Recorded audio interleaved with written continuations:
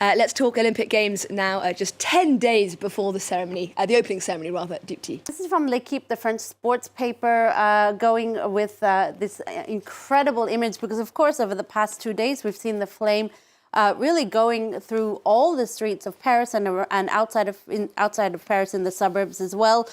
To much fanfare, to much celebration as well. There have been a lot of street parties around the carrying of the flame through the streets of Paris and Parisian suburbs.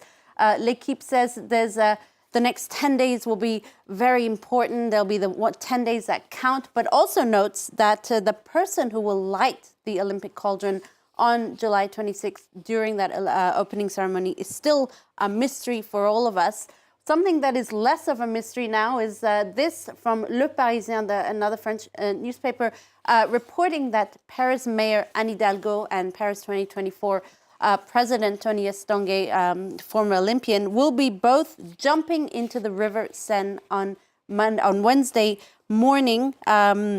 The duo will dive into the river with the prefect of the region, Marc Guillaume, as part of Mayor Anne Hidalgo's promise to clean up the river Seine and to prove its cleanliness by jumping in herself.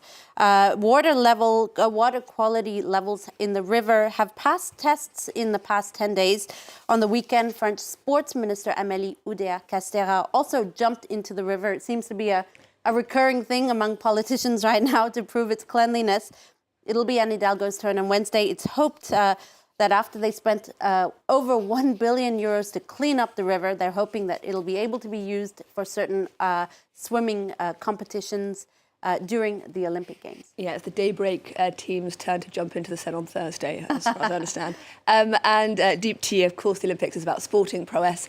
Also, it seems, about culinary prowess. That's right. You know, Paris 2024 is aiming to push the envelope in many ways, you know, to be the most environmentally friendly games, to be the one that has the most gender equality. It's also trying to lean into everything that France is really well known for and loved for, including gastronomy. So the New York Times explains that culinary experiences will be a highlight of the games, not the highlight. Maybe for some it might be the highlight. For instance, there's a brand new restaurant called Gustave 24 in one wing of the Eiffel Tower. A commercial kitchen will be airlifted into the Palais de Tokyo, which is a contemporary art museum on the riverbanks. Open-air brasseries will also be set up on 2 bridges across the Seine.